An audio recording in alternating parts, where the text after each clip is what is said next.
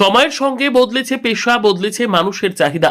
একসময় যে গ্রাম জুড়ে ভোর হতেই ভেসে আসতো হাতের তাঁতের খটখট শব্দ, আজ সেখানে নেমেছে নীরবতা। তবুও ঐতিহ্যের শেষ আলো জেলে রেখে মালদহের এক প্রান্তিক গ্রামে এখনো টিকে আছেন কয়েকজন তাঁত শিল্পী। মালদহ জেলার পুরাতন মালদা ব্লকের শাহপুর অঞ্চলের তাঁতিপাড়া নামেই যার পরিচয়। একসময় প্রায় প্রতিটি বাড়িতেই ছিল হাত ও পায়ে চালিত হ্যান্ডলুম। ভোরের ঘুম ভাঙতো তাঁতের নিয়মিত খটখট শব্দে।